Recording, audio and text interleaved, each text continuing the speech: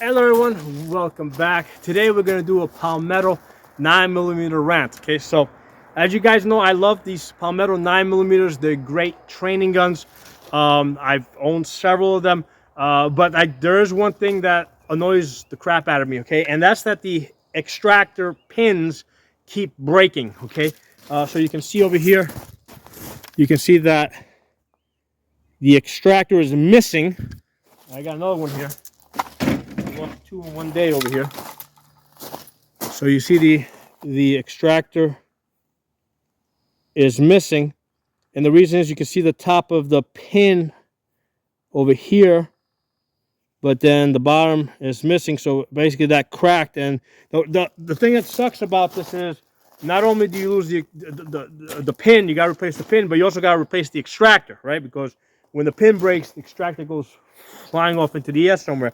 So that's a really annoying thing. The extractor itself is the same footprint as the extractor on the AR-15 bolt. Okay. However, the pin is different because on the AR-15 the bolt is thinner, right? Because here you got your carrier here. That's your bolt carrier, and then this piece here, that's the bolt. Okay.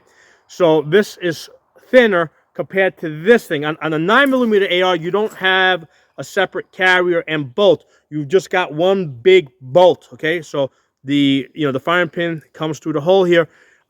So there's no carrier. It's just a bolt. So because the extractor pin has to go through this entire chunk of metal here, it's longer, and that's probably the reason why it breaks so often. So this is one of the annoying things about 9mm ARs. Also one of the reasons why I tell people to be cautious about choosing a 9mm AR for home defense. I'd like to know if they make these like in stainless steel, these extractor pins, stainless steel or something that's stronger, so that they'll stop breaking on me, which is annoying the crap out of me. Now, the 9mm AR will still cycle with the extractor missing. Okay, so let me open up this one over here.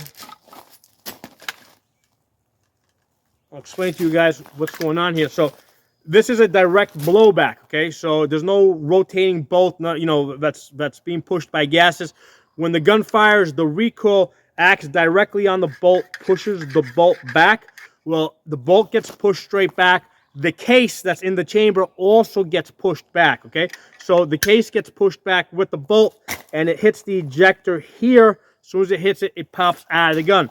So it is going to cycle somewhat reliably, okay? So it's not going to be 100% reliable. It is going to cycle somewhat reliably, which is why a lot of times you're not even going to notice that your extractor is missing. However, it does create a safety concern that we're going to talk about, okay? So first I'm going to fire this gun for you guys. Okay, so with the safety on, so even with the extract, you can see again, the extractor is missing, okay? Extractor is missing there. I'm going to fire some rounds at that target over there. You guys will see the bullets coming out, because even though there's no extractor, the recoil, the recoil is pushing the bolt back, it's pushing the case back, it's hitting the ejector, and it's coming out of the gun. Okay, so you can see the gun cycles, okay? So let me show you guys the safety concern now. If I want to clear this gun, right, normally the way we clear the gun, right, you take out your magazine, right, and you run your charging handle, and normally the extractor claw grabs the rim of the case and pulls it back. However, there's no extractor there to do it. So even though I'm cycling this, the case is still in there, right? So let me see if I can get right there. So you can see the case there. See how it's not grabbing that, right? Because there's no extractor there to pull it back. So the way to get it out, instead of, you basically have to point this up. You point it up, gravity is going to let it fall out. Did it pop out? Yeah, it came out. Dropped on the ground somewhere.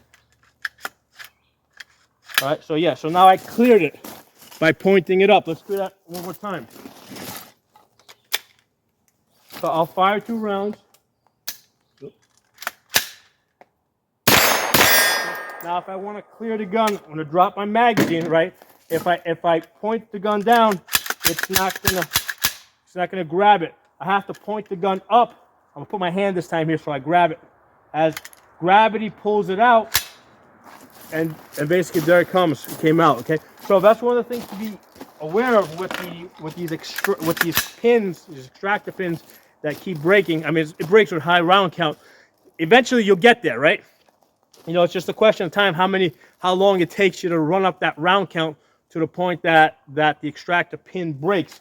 But the key there is that the gun will cycle. Okay, so you may not notice that you broke your the pin and you lost your extractor. However, when it comes to clearing the gun, okay, you know, you can't just drop your magazine, right? You can't just drop your magazine. You know, do this.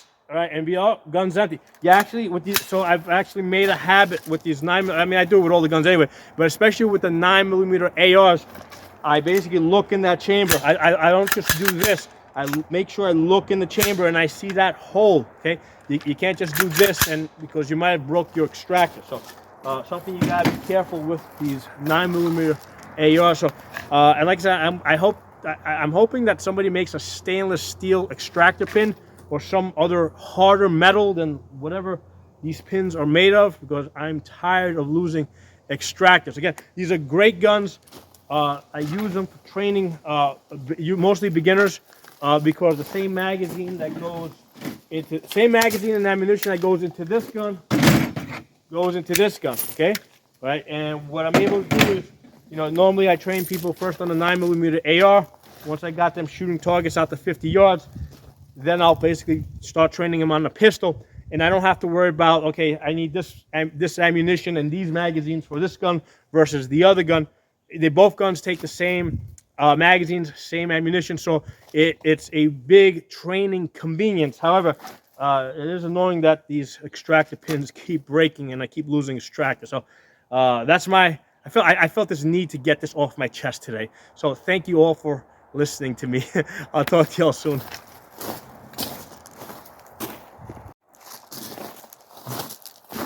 Hey everyone, after a good deal of searching, I think I finally found the size of the extractor roll pin. Okay, the good thing is you can get it on Amazon pretty cheap. You can get, like, I think it was like 30 of them for like $15. It is 3/32 by 5/8. Okay, 3/32 by 5/8 of an inch. If you are able to get it in if you're hunting for it in millimeters, it's 0.250 by 0.875. So 0.250 by 0.875. I wasn't able to find it like that. I was able to find it as 3/32 by 5/8 on Amazon, and like I said, I ordered like a pack of 30 of them. So I had gone to Palmetto site. I had shopped around to different gun parts websites. I couldn't find it. I'm guessing the reason why they don't sell it is because it's just a standard roll pin.